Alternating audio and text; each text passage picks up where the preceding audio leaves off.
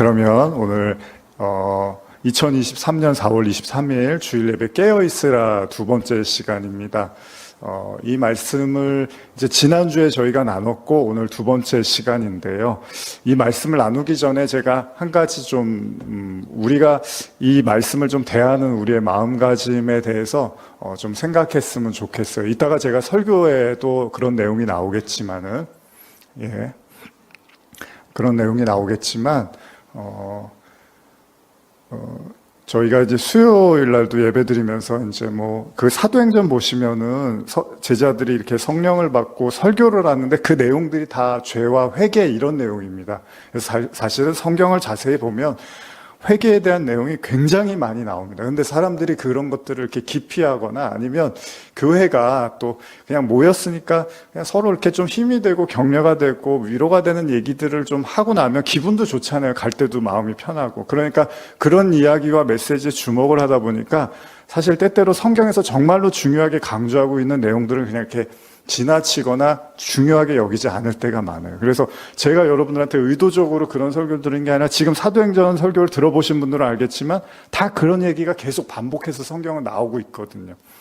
그런데 이제 그런 이야기들을 사람들이 이제 왜냐하면 회개라는 게 자기 자신을 이렇게 내려놓고 꺾어야 되는 얘기니까 그런 얘기를 사람들이 이렇게 좋아할 수는 없는 거죠.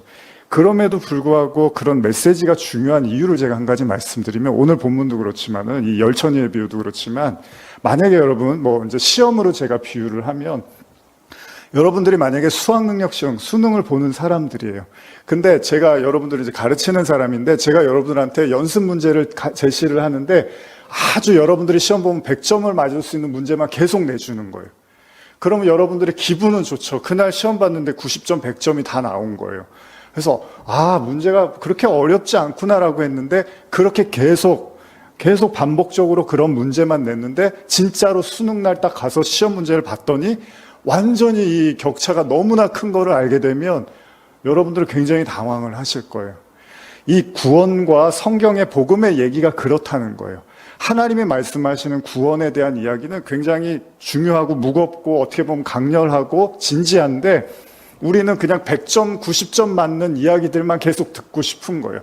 그러다 보니까 어느 순간에 하나님의 뜻하고 성도에 가지고 있는 신앙과 이런 것들이 계속해서 격차가 벌어지게 된다는 겁니다. 그래서 예수님이 깨어있으라 그리고 말씀을 정말로 깊이 묵상해라라는 말씀을 계속 하시는 거거든요. 그러니까 우리가 이런 말씀을 듣고 나눌 때 여러분들이 왜 자꾸 뭐 날씨도 좋고 4월도 됐는데 뭘 회개하고 깨어있으라 그러고 이제 좀 다른 얘기하면 안 되나? 뭐 이런 생각을 하실 수도 있겠지만 그런데 여러분 정말로 이게 여러분들을 살리고 마지막 때 예수님을 여러분들이 심판대에서 만났을 때 이게 진짜 예수님 말씀이 맞았구나라고 하면 여러분들 저한테 감사해 하실 거예요. 근데 그런 거 별로 중요하지 않는 사람들에게는 당장 그런 메시지들이 별로 달갑지 않을 수도 있겠죠. 이건 여러분들이 판단하실 문제입니다. 어쨌든 오늘 이제 두 번째 말씀을 저희가 이어나갈 텐데 한번 잘 들어보시고 좀 내용이 있긴 있습니다. 설교 내용이 좀 있고 저도 신경 써서 좀 더 준비를 했는데 한번 오늘 이렇게 여러분들 집중해서 내 인생에서 참 중요한 메시지다라고 생각하시고 들으신다면 지루하시지 않고 또 잘 이렇게 은혜롭게 들으실 수 있을 거라고 생각을 합니다. 자, 그러면 마태복음 25장 5절에서 13절 저희가 다 읽지 않고 지난주에 읽었던 본문을 조금 잘라서 읽겠습니다. 마태복음 25장 5절에서 13절입니다. 시작. 신랑이 더디 오므로 다 졸며 잘세 밤중에 소리가 나되 보라 신랑이로다 맞으러 나오라 하매 이에 그 처녀들이 다 일어나 등을 준비할세 미련한 자들이 슬기 있는 자들에게 이르되 우리 등불이 꺼져가니 너희 기름을 좀 나눠달라 하거늘 슬기 있는 자들이 대답하여 이르되 우리와 너희가 쓰기에 다 부족할까 하노니 차라리 파는 자들에게 가서 너희의 쓸 것을 사라 하니 그들이 사러 간 사이에 신랑이 오므로 준비했던 자들은 함께 혼인잔치에 들어가고 문은 닫힌지라 그 후에 남은 처녀들이 와서 이르되 주여 주여 우리에게 열어주소서 대답하여 이르되 진실로 너희에게 이르노니 내가 너희를 알지 못하노라 하였느니라 그런즉 깨어 있으라. 너희는 그 날과 그 때를 알지 못하느니라. 네. 혼인잔치의 비유 우리 지난주에 나눴습니다. 마태복음 25장의 내용이었죠. 열 처녀의 비유를 통해서 우리는 깨어있으라는 주제로 말씀을 나눴습니다. 그리고 제가 일주일 동안 시간을 드렸어요. 이 비유가 도대체 무엇을 의미합니까? 라고 여러분들한테 시간을 드렸는데 혹시 고민을 해보신 분 계십니까? 다 고민해 보셨던 것 같습니다. 예. 과연 이런 메시지들이 우리에게 무엇을 말씀하시는가? 혹시 지난주에 못 들으신 분 있으실 것 같아서 제가 간단히 설명드리면 예수님이 천국에 관한 비유를 하세요. 그런데 10명의 처녀들이 이제 신랑을 맞이할 기다리고 있는데 맞이하기 위해서 이제 유대 당시의 결혼법상에서는 이제 신랑이 처녀를 데리러 집으로 오는데, 그러니까 그 아내를 데리러, 신부를 데리러 집으로 오는데, 그때 신부의 들러리들이 한 10명 정도가 그 신랑을 이제 맞이할 준비를 해줘야 되는데, 이제 신랑이 왔는데 문제가 생겼어요. 등불을 들고서 10명이 이렇게 기다렸는데 5명의 여인의 등불은 꺼져 있고 5명의 여인의 등불은 켜져 있는 거예요. 그런데 신랑이 등불이 켜져 있는 여인들을 데리고 혼인잔치에 가고 등불이 꺼져 있는 여인들은 혼인잔치에 못 들어오게 했다. 이런 내용입니다. 이런 비유를 예수님이 우리에게 주신 건데 이것이 무엇을 의미하는지에 대해서 이제 여러분과 함께 고민해 보기로 한 거죠. 그러니까 기름이 있었던 여인은 슬기로운 처녀라고 성경에서 말하고 기름이 없었던 여인들은 미련한 처녀라고 이야기를 하고 있다는 겁니다. 그 여인들은요, 혼인잔치에 그 신랑 대신 이제 예수님이잖아요. 못 들어오게 하고 심지어는요, 신랑이 나는 너를 모른다라는 이야기를 합니다. 그래서 우리가 고민을 해봤는데 혹시 이 내용들이 좀 난해하게 느껴지실 수도 있고요. 한편으로는 여러분들 나름대로 명쾌한 해답을 얻으셨을 수도 있습니다. 그렇습니다. 이 비유는 무엇을 위한 비유라고요? 천국에 대한 비유래요. 천국에 대한 비유니까 예수님은 반드시 이 일이 일어날 거라는 거예요. 그래서 우리가 예수님의 마태복음 25장에서의 비유 중에 예루살렘 성전의 멸망에 대한 비유를 예수님이 하셨잖아요. 그런데 실제로 예수님이 돌아가시고 30년이 좀 지나고 예루살렘 성전이 완전히 무너졌습니다. 그러니까 예수님이 예언하신 대로 그 일이 일어났다면 그 다음에 나오는 이 비유들도 반드시 저와 여러분들의 인생에서 그리고 우리의 신앙에서 나타날 일이라는 겁니다. 그래서 우리가 진지하게 생각해 보자는 것이었습니다. 자, 예수님은 구원의 조건으로 기름을 이야기하셨습니다. 기름이 있느냐 없느냐가 천국에 들어가고 못 들어가고의 기준이라고 이야기를 하십니다. 그러니까 신랑이요, 오로지 기름을 가진 자들만 혼인잔치에 참여할 수 있다. 그런데 신랑을 기다리던 10명의 처녀들을 보면은 어땠죠? 기름이 있는 사람도 있고 없는 사람이 있었는데 문제는 뭡니까? 다 기다리다가 신랑이 올 거를 기다리는데 밤이 늦어도 안 오니까 다 졸다가 결국은 잠이 들었다는 겁니다. 그런데 졸고 자는 거를 신랑이 문제 삼는 게 아니라 기름이 있느냐 없느냐 이걸 가지고 신랑이 판단을 하더라는 겁니다. 우리가 지난 시간에도 나누었지만요, 이 본문의 비유는 굉장히 냉정합니다. 어떻게 보면. 그렇죠. 왜냐하면 슬기로운 처녀가 구원을 받는데 이 여인들이 눈이 오나 비가 오나 변심하지 않는 마음으로 신랑을 기다리고, 미련한 처녀들은 그렇지 않고 자기 멋대로 살다가 신랑이 오는 타이밍을 놓쳐서 구원을 못 받은 게 아니라는 거예요. 문제는 뭐냐면 슬기로운 처녀나 미련한 처녀나 10명 다 신랑을 애타게 기다렸던 것 같아요. 근데 준비성을 철저히 했던, 조금 더 기름을 가지고 있었던 여인들은 신랑이 올 때까지 불을 킬 수가 있었는데, 기름을 많이 못 가지고 있었던 여인들은 불을 못 킨 거잖아요. 결국 신랑이 왔을 때. 그러면 준비성을 철저히 한 여성들은 구원을 받는 거고, 준비성이 별로 안 된 사람들은 구원을 못 받는 건가? 그럼 준비를 철저히 하라는 얘기인가? 뭐 이렇게 생각할 수도 있잖아요. 저도 이제 인터넷 통해서 설교를 보다가 한 목사님이 이제 이런 말씀을 하셨단 말이에요. 지금의 말세와 다르지 않는데 성도들 모습이 전혀 그렇지 않다는 거예요. 아까도 들으신 것처럼 자동차 연료의 경고등이 깜빡깜빡 거리고 있는데, 조금 있으면 차에 기름이 다 떨어지게 생겼는데, 이제 자기가 지갑을 놓고 왔는데, 그러면 목적지까지 가기 위해서 어떻게 해야 되느냐? 당연히 차가 움직이는데 연료를 쓸 수 있도록 에어컨도 끄고 뭐 라디오도 끄고 최대한 짐을 적게 싣고 더 효율적으로 운전을 해야 되잖아요.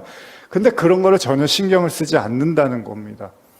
이제 그런 식의 이제 예화로 말씀을 하셨는데, 그렇습니다. 우리가 갑작스러운 위기 순간을 당하게 되면, 혹은 생각하지도 못했던 사고가 갑자기 일어나게 되면 우리가 최대한 우리가 불필요한 것들은 다 포기를 하잖아요. 그리고 정말로 해야 될 일에 그 일에만 집중을 하게 되는 거잖아요. 그럼에도 도대체 기름으로 구원을 결정하는 이 비유가 우리에게는 여전히 난감하다는 거예요. 이런 양상의 메시지는 지난주에 나눴던 본문들을 제가 다시 한번 여러분과 상기시켜드리면서 말씀을 드리려고 하는데, 마태복음 7장 22절에서 23절 보시면요, 이 메시지를 한번 다시 조금 잘라서 읽어보겠습니다. 시작. 그날에 많은 사람이 나더러 이르되 주여 주여 우리가 주의 이름으로 선지자 노릇하며 주의 이름으로 귀신을 쫓아내며 주의 이름으로 많은 권능을 행하지 아니하였나이까 하리니 그때 내가 그들에게 밝히 말하되 내가 너를 도무지 알지 못하니 불법을 행하는 자들아 내게서 떠나가라 하리라. 이 본문에서도 주님은요, 일평생 주님의 이름으로 최선을 다한 신앙인들에게 어떤 행위도 인정을 안 해주십니다. 심지어는 그들을 모른다고 하세요. 또 여기처럼. 그리고 더욱 기가 찰 노릇은요, 그들의 모든 행함에 대해서 정말 주님을 믿고 사랑하는 마음으로 행했다고 자부한 그 선지자 노릇, 귀신 쫓음, 권능에 대해서 불법이라고까지 말씀을 하세요. 그러니까 정말 기가 막히고 코가 막힐 지경이죠. 여러분들 만일 일평생 교회를 다니고 최선을 다했는데 신앙생활을 했어요. 근데 마지막 때 예수님이 오셔서 나는 너를 몰라 이렇게 말씀하시면 얼마나 기가 막힙니까? 그때 가서 누구를 원망하고 그때 가서 후회한들 무슨 소용이 있겠냐는 겁니다. 그러니까 우리가 이런 본문을 볼 때요, 사실 굉장히 심각하게 받아들여야 된다는 거예요. 아이, 그래도 나는 구원해 주시겠지. 내가 얼마나 최선을 다했는데. 아닙니다. 지금 예수님한테 이런 소리를 듣는 자들도 분명히 그런 생각을 했을 거예요. 나는 괜찮겠지. 이 정도 했으면 됐겠지. 더욱 답답한 일은요, 이 사실에 대해서 정확한 정보를 주고 계시지를 않아요. 무슨 말이냐면, 뭐 시원하게 내가 왜 너를 모른다고 하고 너가 불법을 행했다고 말하는 거에 대해서 설명을 안 해주세요. 너는 이게 문제였어. 이렇게 설명을 해주시면 되는데 그런 얘기가 없고 이런 얘기만 있습니다. 마태복음 7장 21절인데요. 같이 읽어볼까요? 시작. 나더러 주여 주여 하는 자마다 다 천국에 들어갈 것이 아니요 다만 하늘에 계신 내 아버지의 뜻대로 행하는 자라야 들어가리라. 그러니까 예수님의 말씀은요, 이들이 주님께 외면을 받고 심지어 불법이라는 이야기를 들은 이유가 아버지의 뜻을 무시했다는 거예요. 여러분들 이 말씀이 이해가 가십니까? 어떻게 하나님에 대한 뜻을 무시하고 그렇게 열심히 하나님을 위해서 살 수 있겠냐는 거예요. 근데 이런 구절과 관련된 제가 주석을 한번 보면 이런 표현이 나옵니다. 제가 읽어드릴게요. 거짓 선지자들도 거짓 신자들도 그리스도의 이름으로 일한다고 한다. 그러나 그들이 주님을 사랑하며 그렇게 하는 것이 아니고 다만 자기들의 육체를 위하여 그의 이름을 이용하여 그러한다. 이런 주석에 이런 내용이 나오거든요. 여러분도 아마 이 정도는 예측을 하실 거예요. 무슨 말이냐면 이런 견해가 우리에게 조금 더 이제 도움이 될 수는 있어요.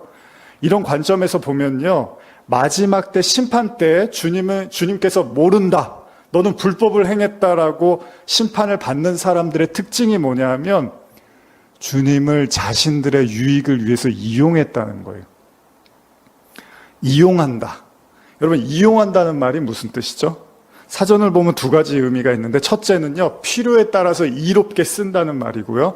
두 번째는 어떤 사람이나 대상을 자신의 이익의 수단 및 도구로 사용한다는 거예요.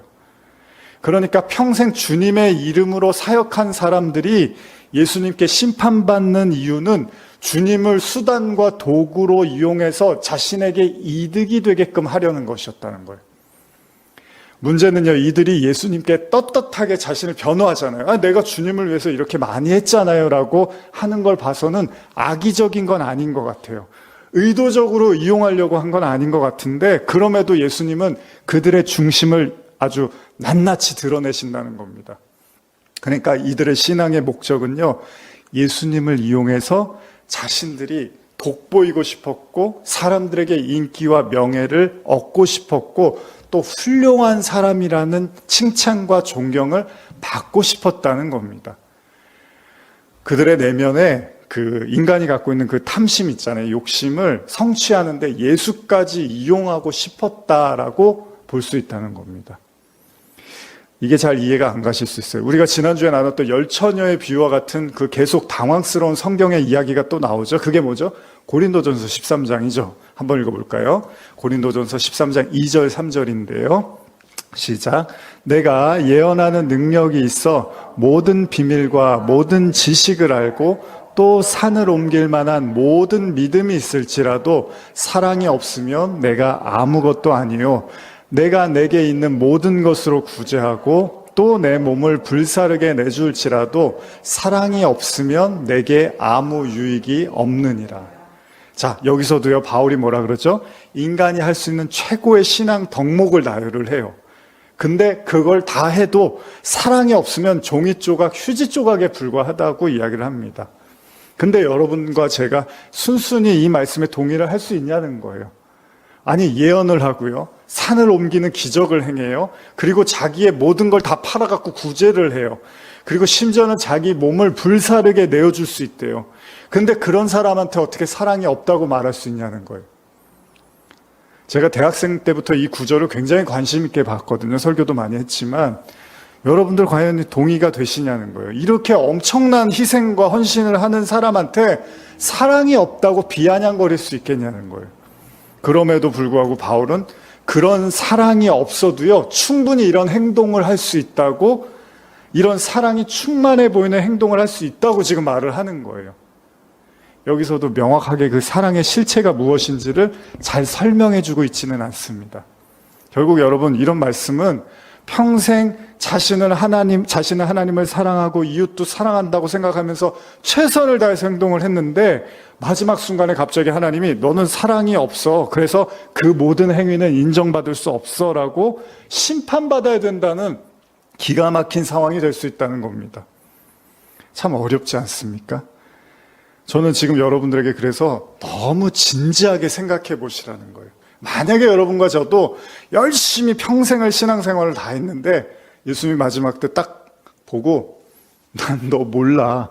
나는 네가 한 일에 대해서 관심도 없고 그건 다 불법이었어라고 말씀 듣는다면 이거 큰일 나는 거잖아요.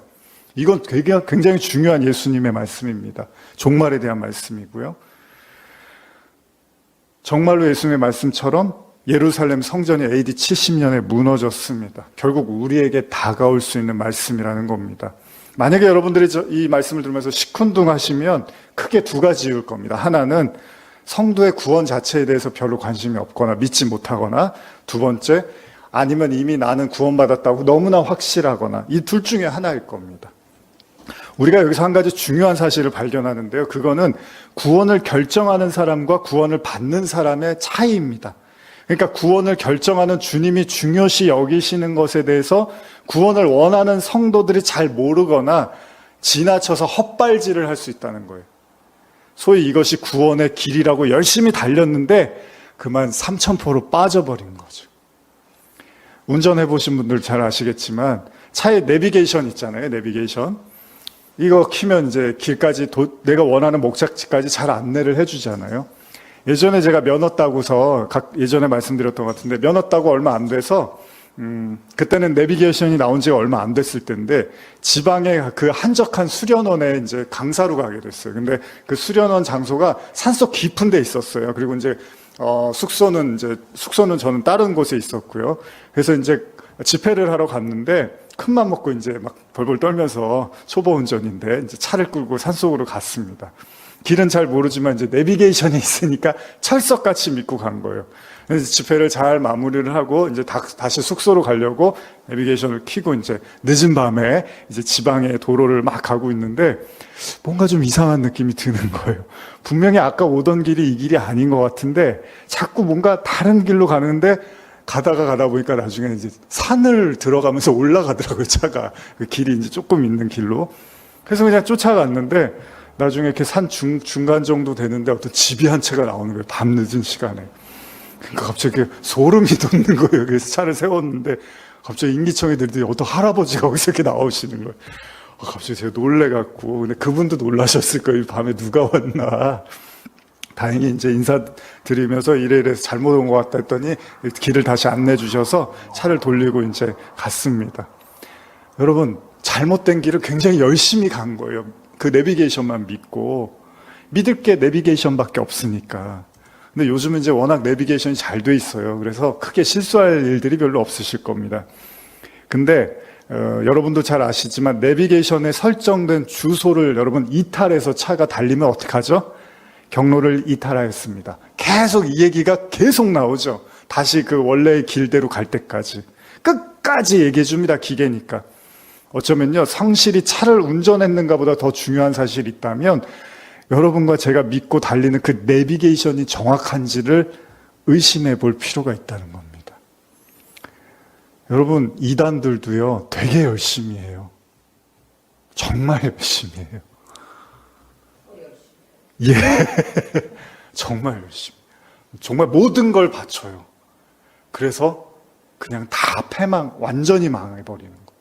그러니까 열심히 한 게 중요한 게 아니라 어디를 향해서 가고 있느냐가 사실은 더 중요한 거죠.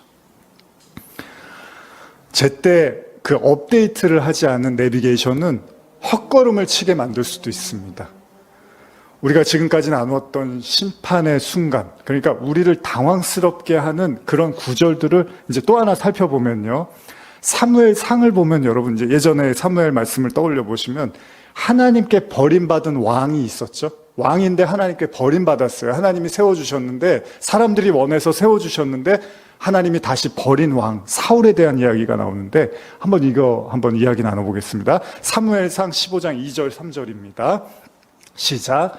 만군의 여호와께서 이같이 말씀하시기를 아말렉이 이스라엘에게 행한 일 곧 애굽에서 나올 때 길에서 대적한 일로 내가 그들을 번하노니 지금 가서 아말렉을 쳐서 그들의 모든 소유를 남기지 말고 진멸하되 남녀와 소아와 젖먹는 아이와 우양과 낙타와 나귀를 죽이라 하셨나이다 하니. 이게 무슨 말이냐면 하나님이요 사울에게 이제 전쟁을 하게 되잖아요. 왕으로서 장군으로서. 그런데 이제 아말렉이라는 족속과 전쟁을 치르게 되는데 그때 전쟁할 때 모든 소유를 남기지 말고 다 진멸하라고 하셨어요. 모든 사람, 사실 아이에서 비롯해서 모든 사람과 그리고 짐승까지 다 멸하라고 하셨는데 이때 사울이 커다란 실수를 하게 됩니다. 사무엘상 15장 7절에서 9절인데요. 이거 한번 보겠습니다.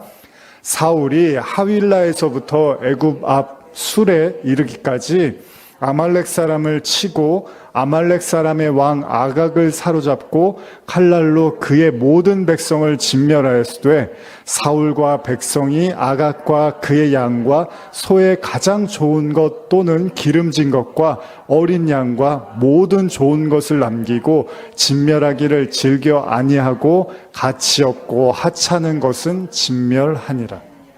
본문처럼요, 사울은 하나님의 명령대로 아말렉의 모든 걸 다 멸하는 것처럼 보였는데요, 문제가 생깁니다. 자기의 눈에 봤을 때 뭔가 하나님이 좋아할 것 같은 재물이라고 여겨진 양과 소를 남겨버린 거예요. 죽이지 않은 거예요. 물론 사울의 의도는 자신이 양과 소를 취하려고 했던 건 아닙니다. 가지려고 한 건 아닌데 이 빼어난 재물로 하나님께 제사를 드리면 하나님이 너무나 기뻐하실 거라고 여기고 이런 행동을 한 거예요. 그런데 하나님의 생각은 달랐습니다. 하나님이 말씀하십니다. 사무엘상 15장 22절 23절 한번 읽어보겠습니다. 시작. 사무엘이 이르되 여호와께서 번제와 다른 제사를 그의 목소리를 청종하는 것을 좋아하심같이 좋아하시겠나이까. 순종이 제사보다 낫고 듣는 것이 숫 양의 기름보다 나오니 이는 거역하는 것은 점치는 죄와 같고 완고한 것은 사신 우상에게 절하는 죄와 같음이라. 왕이 여호와의 말씀을 버렸으므로 여호와께서도 왕을 버려 왕이 되지 못하게 하셨나이다 하니. 이 실수 때문에요, 하나님이 다 없애라고 했는데 자기가 원하는 걸 취했던 이 실수 때문에 사울이 버림을 받습니다. 사실 여러분들 납득이 가지 않지 않습니까? 이 앞에서 나눈 열처녀의 비유라든지 또 마지막 때 주님이 모른다고 하신다는 얘기라든지요. 뭐 사랑이 없으면 아무것도 아니라든지 또 오늘 이 아무리 위대한 헌신과 희생 속에서도 하나님의 뜻이 아니면 그건 다 버림받는다고 말씀하신단 말이에요. 그래서 사울도요, 하나님께 정말 좋은 제사를 드리고 싶어서 소와 양을 구별해서 하나님께 드리려고 했는데 이게 버림받는 근거가 됐다는 겁니다. 이 이야기를 듣자 사울이 실토를 하는데요. 사무엘상 15장 24절인데 현대어 성경인데 제가 읽어드릴게요. 사울이 자기 죄를 시인하였다. 내가 죄를 지었습니다. 내가 여호와의 명령을 어기고 당신의 지시를 따르지 못하였습니다. 나는 우리 군인들이 두려워서 그들이 하자는 대로 했습니다. 사울이 이렇게 한 행동에 대해서 실토를 하는데 그게 뭐냐면 사울이야 여론을 살피느라 사람들의 마음을 살피느라 하나님의 말씀을 무시해버렸다는 거예요. 그러니까 사울이 정말로요 여러분 하나님이 너무 사랑스럽고 좋아서 이 제사를 너무나 귀하게 드리고 싶어서 소와 양을 준비한 게 아니라 그게 아니라 말씀은 분명히 알고 있었는데 사람들이 원하는 대로 하자고 거기에 쫓아간 거예요. 이 이야기의 교훈이 뭔지 아십니까? 사울의 제사의 목적이 하나님에 대한 갈망과 사랑과 순종이 아니라요 사람에 대한 눈치와 지지 혹은 이로 인해서 누릴 수 있는 안전한 왕의 자리였다는 거예요. 사울의 본심은 하나님과는 아무 관련도 없었다는 거예요. 오히려 하나님을 빙자해서요. 아까 하나님의 이름을 빙자해서 하나님을 위해서 그럴듯한 제사를 드리려고 했어요라고 신앙인으로 비춰지고 싶었던 거죠. 하나님은 사울을 버려버리십니다. 아마도 사울이 이 마음으로부터 벗어날 수 없었을 걸 아셨나 봐요. 나아가서 더 큰 문제는요, 그게 왜 잘못된 건지 회개할 마음도 없었어요, 사울 왕한테. 그래서 여러분 얼마나 다윗을 괴롭힙니까? 그런 회개하는 마음이 있는 사람이 그렇게 행동을 못 하잖아요. 결국 하나님과는 무관한 왕, 사울은 제사를 이용해서 자신의 인기와 영화를 누리려고 했던 시도 때문에 하나님과 결별을 하게 됐더라는 겁니다. 여러분 생각해 보면요, 우리 신앙은 어떨까요? 아마 이 말씀을 듣는 이제 인터넷을 통해서도 그렇고요. 한번 다 진지하게 생각해 봤으면 좋겠어요. 우리가 깨어있으라는 이 주제를 가지고 오늘만큼은 더욱더 진지했으면 좋겠는데, 여러분 신학의 수많은 사람들이 병이 낫고자 예수님을 찾죠. 그리고 귀신이 들리면 또 예수님을 찾아요. 해방받고 싶어서. 기타 등등의 수많은 이유로 예수님을 찾아요. 그런데 그들이 어떻죠? 목적이 해결이 되면 그걸 멈춰버리는 거예요. 아니면 아직 해결되지 않았기 때문에 여전히 찾을 수도 있다는 겁니다. 여러분 어떤 사람들은 마음이 편안하려고 예수님을 찾고요. 어떤 사람들은 상처받은 마음을 치유받기 위해서 예수님을 찾습니다. 어떤 이들은 외로워서 예수님을 찾습니다. 어떤 사람은 경제적으로 너무 가난하고 어려우니까 예수님을 찾아요. 어떤 사람은요 질병 때문에 너무 괴로워서 이 나약함을 고침받기 위해서 예수님을 찾습니다. 물론 성경은 하나님은 우리의 모든 문제와 연약함을 해결해 주시는 분이 맞습니다. 근데 성경에 재미있는 사실 하나가 나옵니다. 누가복음 17장을 보시면요, 예수님께서 한센병에 걸렸던 당시에 한센병에 걸렸던 10명의 사람을 치유를 해주잖아요. 그런데 어떻죠? 그 10명 중에 예수님께 감사하다고 나온 사람은 한 사람입니다. 예수님이 이때 되묻는데요. 누가복음 17장 17절에서 19절인데 한번 읽어보겠습니다. 예수께서 대답하여 이르시되 10사람이 다 깨끗함을 받지 아니하였느냐? 그 9은 어디 있느냐? 이방인 외에는 하나님께 영광을 돌리려 돌아온 자가 없느냐 하시고 그에게 이르시되 일어나 가라 내 믿음이 너를 구원하였느니라 하시더라. 여러분 신앙의 목적이 뭘까요? 이미 자신들이 원했던 걸 얻은 사람들은요 더 이상 예수님을 찾을 필요를 못 느낍니다. 그들은 예수님을 통해서 이미 큰 효험은 받습니다. 여러분 우리가 아프면 감기에 걸리면 감기약을 찾잖아요.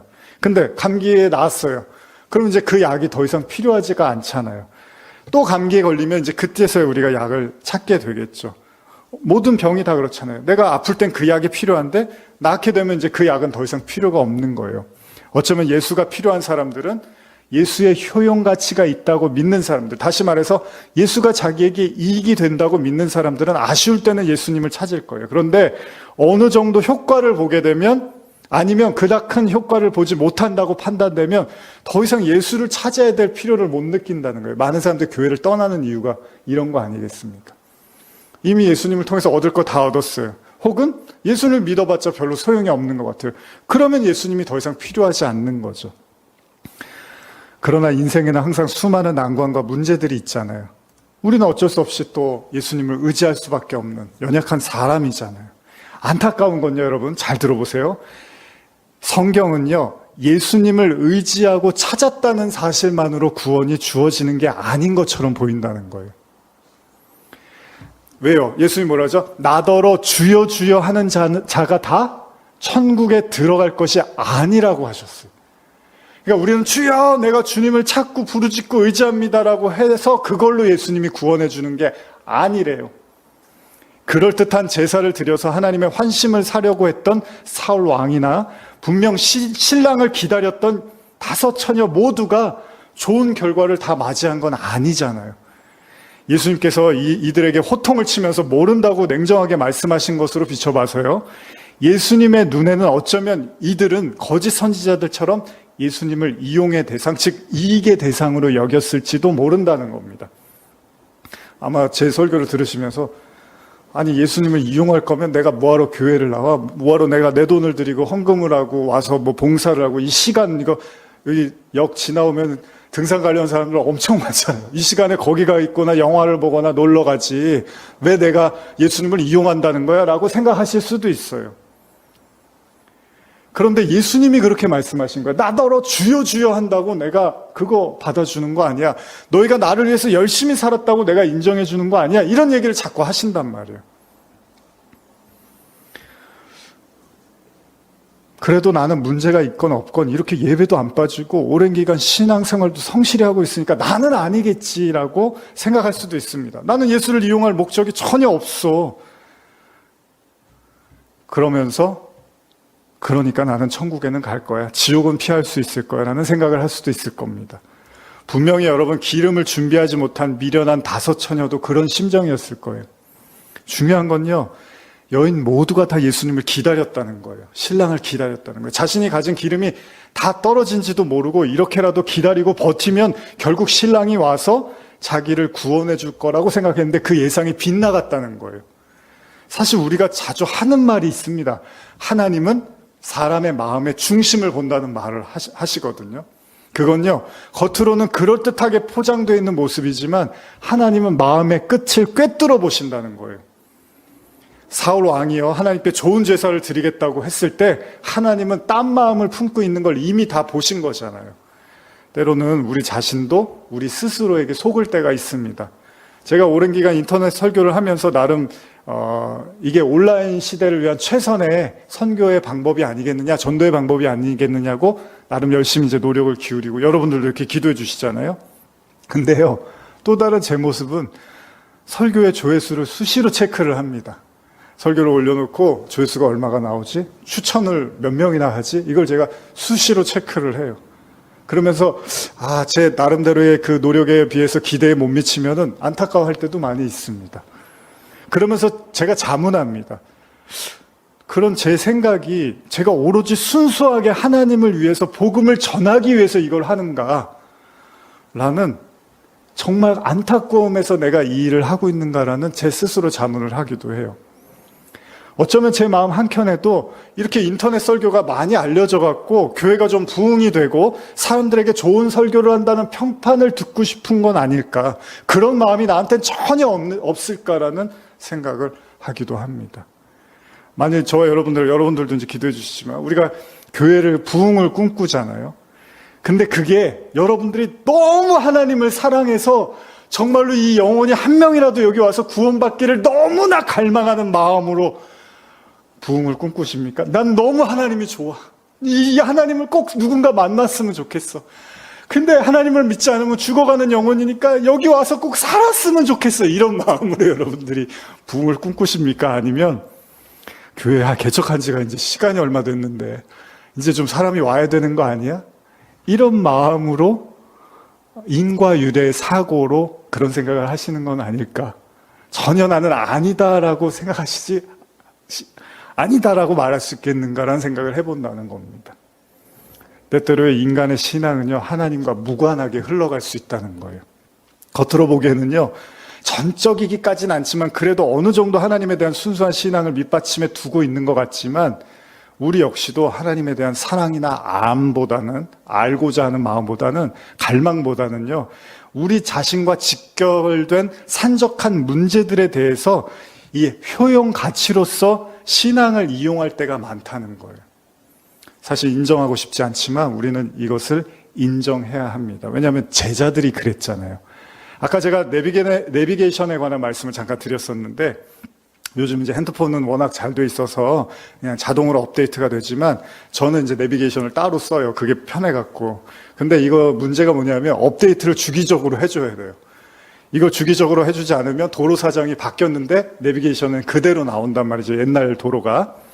그래서 작년인가 이제 이사 가신 분이 이제 새로운 건물, 그쪽에 마을이 없었는데 이제 새로운 건물들 짓고 해서 거기를 찾아가야 되는데 내비게이션 잡지를 못 하더라고요. 그래서 결국 나중에는 이제 핸드폰을 켜고서 찾아갔는데, 내비게이션만 마냥 믿고 있으면 안 된다는 거죠. 어릴 적, 혹시 여러분들도 기억나시는지 모르지만, 제가 이제 3학년 때, 예를 들면 3학년 때, 4학년 형들이 교실로 이렇게 와요. 오면은 아무래도 애들이 이렇게 긴장을 하잖아요. 선배들이 오면은. 또래들만 있는 교실에 한두 살 위에 형들이 오면 괜히 주눅이 드는 법입니다. 우리 인생도 그렇습니다. 아직 4학년인데요. 2학년, 3학년들을 보면서 마치 자기가 뭐가 되는 것처럼 으스대는 사람들이 있습니다. 그러면서 그런 사람들 사이에 껴서 더 이상 공부를 하지 않아도 배우지 않아도 되는 줄 착각하는 사람들이 있다는 거예요. 아직 졸업을 하려면 6학년까지 다 맞춰야 되는데 4학년이면 배울 만큼 배웠고 알 만큼 알았다고 생각하면서 자기보다 어린 사람들 앞에서만 계속 이렇게 힘을 주는 거예요. 의시되는 거예요. 오히려 자신보다 어린 사람들 앞에서 군림하면서 대장 노릇하려고 하고 자기도 잘 알지 못하는 졸업 이후의 삶에 대해서 혼수를 두면서 세상이 어떻고 저렇고 말하는 사람들이 있다는 겁니다. 미안하지만요, 그런 사람들은 자기보다 어린 사람들이 모여있는 교실에 나와서 자기가 처한 4학년 교실을 다시 들어가서 거기서 배워야 될 걸 다 배우고 5학년을 거치고 6학년을 거쳐서 졸업을 해야 된다는 거예요. 그래야지 졸업을 할 수 있습니다. 그러나 여전히 내가 나가야 될 길에 대해서 생각하지 않고 나보다 못한 사람들을 바라보면서 그걸로 안주하려고 하는 사람들이 많이 있다는 겁니다. 제가 설교를 진지하게 생각하라고 말씀드리는 이유도 만일, 아까도 제가 말씀드렸지만, 만일 수학 능력 시험을 보는데 그 기준에 맞춰서 가르치지 않고 맨날 100점, 90점만 맞추는 그런 문제들만 여러분들에게 낸다면 그 순간에는 자신감이 붙고 기분이 좋고 나는 다 할 수 있을 것 같겠지만 수능을 보는 그날 여러분들은 완전히 까무러치게 될 거라는 겁니다. 좀 어렵더라도 예수님의 기준을 있는 그대로 받아들일 필요가 있다는 겁니다. 열처녀에 비유해서 미련한 자에게 기름이 전혀 없었던 것으로 보이진 않습니다. 슬기로운 자들이나 미련한 자들이나 모두 다 기름은 갖고 있었어요.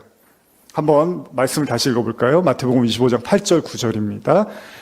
미련한 자들이 슬기 있는 자에게 이르되 우리 등불이 꺼져가니 너희 기름을 좀 나눠달라 하거늘 슬기 있는 자들이 대답하여 이르되 우리와 너희가 쓰기에 다 부족할까 하노니 차라리 파는 자들에게 가서 너희 쓸 것을 사라 하니. 분명 성경은요, 미련한 자들의 등불이 타고 있었는데 시간이 지나면서 기름의 부족으로 등불이 꺼져갔다는 거예요. 이 비유에서 가장 중요한 건요, 뭐죠? 처녀들이 기다렸던 신랑을 만나는 거예요. 즉 뭐죠? 신랑의 얼굴을 알아볼 수 있는 게 굉장히 중요한 거예요. 졸고 잘 수도 있습니다. 힘들면 기다리다 지쳐서 졸고 잘 수 있는데 그걸 신랑이 문제 삼지는 않았어요. 신랑이 나타났을 때 자기 얼굴을 알아볼 수 있느냐가 신랑한테는 중요했다는 겁니다. 그래서 등불이 필요했고 그 등불을 켜기 위한 기름이 필요했던 겁니다. 여러분, 신앙의 궁극적인 목적은요, 단지 기다리는 것만이 아니라는 겁니다. 신앙의 목적은 안 자고 안 조는 게 목적이 아니라는 거예요. 신앙의 목적은 성실한 게 목적이 아니라는 겁니다. 신앙의 목적은 착한 행동을 열심히 하는 것이 목적이 아니라는 거예요. 신앙의 목적은 뭐죠? 예수를 알아봐야 되는 게 목적인 거예요. 그래서 예수님이요, 등불을 사람의 눈에 비유하기도 하는데요. 성경의 산상수훈을 보시면 마태복음 6장 22절, 23절 보시면요. 한번 읽어볼까요? 시작. 눈은 몸의 등불이니 그러므로 내 눈이 성하면 온 몸이 밝을 것이요 눈이 나쁘면 온 몸이 어두울 것이니 그러므로 내게 있는 빛이 어두우면 그 어둠이 얼마나 더하겠느냐. 요새 눈 안 좋으신 분들 많죠? 근데 예수님이 그러는 거예요. 눈이 온 몸의 등불이래요. 이 눈은 아니겠죠. 단지 시각을 얘기하는 거죠. 우리가 갖고 있는 시각. 이게 굉장히 중요하다는 거예요. 그러니까 슬기로운 처녀의 등불을 눈에다가 우리가 비유를 한다면 그들의 등불은 예수님, 그를 알아볼 수 있도록 켜져 있었어요. 눈이 떠져 있었어요. 그런데 미련한 자들의 등불은 예수님이 왔을 때 알아보지 못하도록 감겨져 있었어요. 꺼져 있었다는 겁니다. 어떤 의미에서 이것은 그를 알아볼 수 있는 눈을 가졌느냐, 그렇지 않은가의 이야기로도 해석할 수 있다는 거예요. 물론 이것을 우리가 사랑의 말씀에 빗대어서 진짜 예수님을 사랑하느냐 아느냐 이렇게도 말할 수 있겠지만 조금 더 저는 구체적으로 말씀드리고 싶은 겁니다. 앞에서 나눈 내비게이션이라든지 저학년반에서 으스되는 고학년 형이라든지 이런 맥락에서 생각해 본다면 여러분도 저도 잘 들어야 되는 거예요. 신앙의 목적을 어느 정도 이뤘다고 여기거나 지금 나의 신앙에 어느 정도 만족감을 표하면서 이 정도 알 만큼 알았고 배울 만큼 배웠다고 자부하면서 특히 신앙 많은 사람들이 이런 생각을 한단 말이에요. 뭐 교회가 크거나 아니면 뭐 뭔가 신앙적으로 성공한 사람 같으면 이제 나 정도면 됐다라는 생각을 하는데 그들은 스스로 자부하면서 구원받았다고 여기겠죠. 그런데 그런 사람들한테 제가 던지고 싶은 말입니다. 예수님은 산상수훈에서 눈을 등불에 비유했습니다. 만일 우리들도 마찬가지지만 그런 신앙이 아직 예수님의 얼굴을 보는 데까지 미치지 못한 신앙이라면, 그러니까 여러분들이 이 정도면 됐다고 여기면서 비척해 놓은 기름이요, 예수님을 알아볼 수 있는 일에 아직 미치지 못한 양이라면 언젠가 신랑이 들이닥쳤을 때 그 불을 켜야 되는데 못 켜서 못 알아볼 거라는 거예요. 왜냐하면 열처녀의 비유에서처럼 자고 있어서가 문제가 아니라 깨었는데 신랑을 못 알아봤다는 게 문제였다는 겁니다. 그렇습니다. 기름은 성령을 상징합니다. 또 기름 부음 받은 자, 곧 메시아를 상징할 수도 있습니다. 무슨 이야기입니까? 제가 만약에요, 프랑스어를 한 줄도 모르면, 한 단어도 모르면요, 제 옆에서 아무리 불어를 해대도요, 저는 한마디도 그게 불어인지도 몰라요. 프랑스어인지도 모를 거예요. 감도 못 잡을 거예요. 제가 공항에 마중을 나가는데 예를 들면요, 마중 가는 사람에 대한 어떤 정보가 없어요, 저한테. 그러면 그가 내 옆에 서 있어도 그가 누군지를 모를 거라는 거예요. 그럼 우리는 이렇게 말할 겁니다. 그 사람이 나를 알아보면 되는 거 아니야? 근데 안타깝게도 성경은 신랑이 등을 켠 처녀들만 알아봤지 불이 꺼진 처녀들은 모른다고 했어요. 내가 주님을 몰라도 주님이 나를 알아볼 거 아니야? 아니래요. 내가 주님을 알아봐야지 주님이 나를 알아본대요. 이게 되게 중요한 거예요, 여러분. 등이 없어서 자리를 비우고 그 기름을 사러 간 미련한 여인들에게 천국은 허락되지 않았더라는 겁니다. 여러분, 신앙생활을 하지만요, 아직 예수님에 대해서 더 알고 싶고 배우고자 하는 마음이 없는 사람들이 많습니다. 그러니까 아까 우리 집사님 말씀처럼 열심히는 하는데 목적이 잘못되고, 그러니까 예수님이 누군지도 모르고 그냥 무조건 열심히만 하는, 그쵸? 그런 이단도 많고 또 잘못된 신앙도 많잖아요. 그런데 정작 예수에 대해서 알고 배우고자 하는 마음은 없고 그냥 내가 열심히 하면 그걸로 구원받을 거라고 생각하는 거예요. 그들은 연신 내가 새벽 기도 오래 했으니까 이것만큼은 주님이 나를 구원해 주실 거야. 내가 전도를 얼마나 많이 했는데 내가 교회 봉사 헌금 이거는 구원받는데 아무 문제가 없을 거야 라고 생각할 수 있지만, 그렇기 때문에 하나님의 말씀을 배우는 그것에 대해서는 커다란 관심을 갖지 않고요, 예수님을 더 깊이 알려고는 하지 않고 그냥 자기가 쌓아놓은 행위를 가지고 구원을 자신할 거라는 겁니다. 요한복음 3장에서 예수님이 뭐라 그러죠? 니고데모에게 거듭나라고 하십니다. 근데 거듭나라고 하실 때 물과 성령으로 거듭나라고 하는데, 여러분 여기서 물과 성령, 물이 뭔지 아십니까? 말씀입니다. 그러니까 예수님이 거듭날 수 있는 방법은 말씀으로, 성령으로 거듭나라는 거거든요. 그래야지 예수님을 알아보고 천국에 들어갈 수 있다고 말씀하신 거예요. 그래서 로고스라는 문자, 하나님의 말씀이 문자로만 있는 게 아니라 그게 내 안에 먹고 마셔서 레마로 나한테 소화돼서 내 안에 그리스도가 있어야 된다는 거예요. 그걸 우리가 그리스도로 옷 입었다고 하는 건데, 마태복음 22장에서도요, 이제 시간이 좀 가서 제가 마무리를 해야 될 것 같아요. 예수님이 천국의 비유를 말씀하시는데 이런 내용입니다. 한 임금이요, 자기 아들을 위해서 혼인잔치를 벌려요. 그리고 나서 사람들을 막 초대를 하는데 사람들이요, 안 와요. 안 오는 것까지는 좋은데 나는 뭐 시집가고 장가가고 일해야 되고 밥 갈아야 되고 그래서 못 가겠습니다 하니까 거기까지는 좋은데 그 종들, 초대를 하기 위해서 부른 종들을 다 잡아다 죽여요, 사람들이. 나중에 임금이 화가 너무나 나서 그 마을을 싸그리 불사릅니다. 그리고 나서 아무나 오라 그래요. 내가 아들의 혼인잔치를 열 거니까 아무나 오라고 초대를 해요. 그래서 사람들이 막 모여요. 근데 그때 임금이 한 사람을 보고서 갑자기 말을 하는데, 이 한 사람이 문제가 뭐냐면 예복을 입고 오지 않았어요. 그게 뭐냐면 유대 결혼에서는 혼인잔치를 할 때 그 혼인잔치를 준비하는 사람들이 예복을 줘요. 그럼 그 옷을 입고 와야 돼요.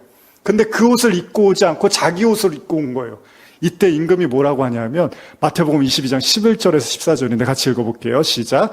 임금이 손님들을 보러 들어올새 거기서 예복을 입지 않은 한 사람을 보고 이르되 친구여 어찌하여 예복을 입지 않고 여기 들어왔느냐 하니 그가 아무 말도 못하거늘 임금이 사환들에게 말하되 그 손발을 묶어 바깥 어두운 데에 내던지라. 거기서 슬피 울며 이를 갈게 되리라 하니라. 청함을 받은 자는 많되 택함을 받은 자는 적으니라. 결국은 버림을 받습니다. 그 옷을 입고 오지 않은 거예요. 슬기로운 열처는요, 이미 예수 그리스도가 누군지를 마음으로 알고 있었다는 거예요. 그들은 자신의 모든 마음과 시간을 들여서 예수님을 아는데 모든 노력을 했어요. 그래서 예수님이 왔을 때 알아본 거예요. 저분이 예수라는 걸, 신랑이라는 걸. 그들은 참회함과 십자가, 죽음, 부활을 통해서 그리스도와의 연합을 통한 그리스도가 그 안에 거했던 거예요. 근데 미련한 처녀들은 아직 그 깊이에 도달하지 못했어요. 그들은 예수를 아는 거에 대해서 집중하지 않은 거예요. 굳이 그렇게까지 알아야 될 필요가 없다고 생각한 거죠. 그들은 예수와 함께 죽고 사는 연합의 하나됨에 관심이 있는 게 아니라 자신 밖에 존재하는 예수를 주여 주여 부르면서 외치기만 한 거예요. 그들의 내면에 그리스도가 있는 게 아니라 밖에서 주여 주여 하면서 부른 거예요. 그거를 주님이 모른다고 해버리신 거예요. 여러분, 그냥 성실하고 착하고 기다리면 구원은 충분할 거란 생각을 우리는 해서는 안 됩니다. 고린도전서 13장 11절 12절 보시면요, 제가 읽어드릴게요.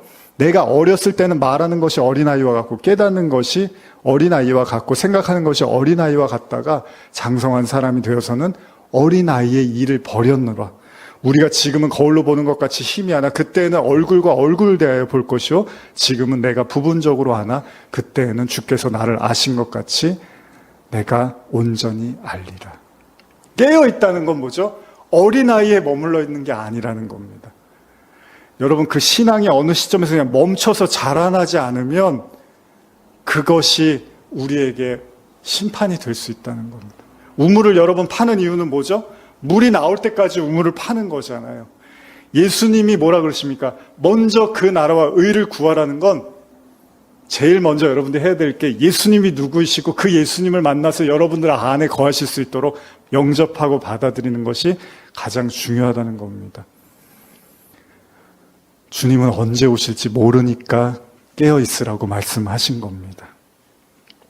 성경은 그리스도로 옷을 입으라는 거예요. 그리스도라는 기름을 마음속에 가지고 있으라는 겁니다. 이 시대의 성도들에게 이야기하고 싶습니다. 깨어 있으라. 아직 가야 될 길이 남아 있습니다. 주님이 언제 오시는가가 중요한 게 아니고요. 그런 인터넷 보면 그런 얘기들 많잖아요. 이제 시대의 징조 해서 주님이 언제 올 것 같고 시대가 언제 종말일 것 같고 그런 얘기가 중요한 게 아니라 여러분과 제가 주님이 오셨을 때 그분이 주님인지를 알아볼 수 있는 눈을 갖고 기름을 갖고 있고 등불을 가졌느냐가 더 중요하다는 겁니다.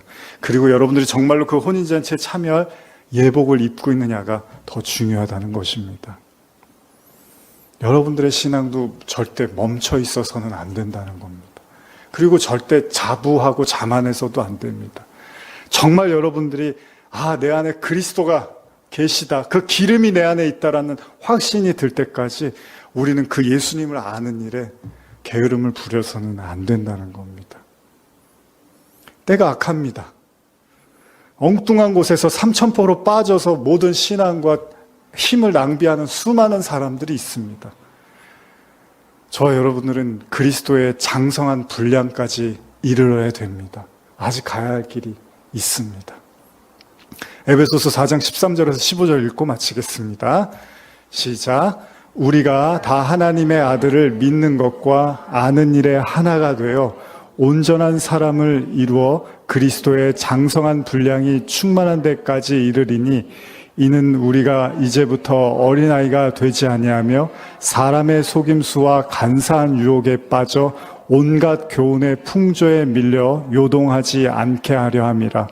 오직 사랑 안에서 참된 것을 하며 범사에 그에게까지 자랄지라.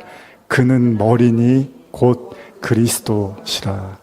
주님이 오셨을 때 그 주님을 알아볼 수 있는 등불을 가지고 기름을 가지신 우리 모두가 되기를 간절히 축복합니다.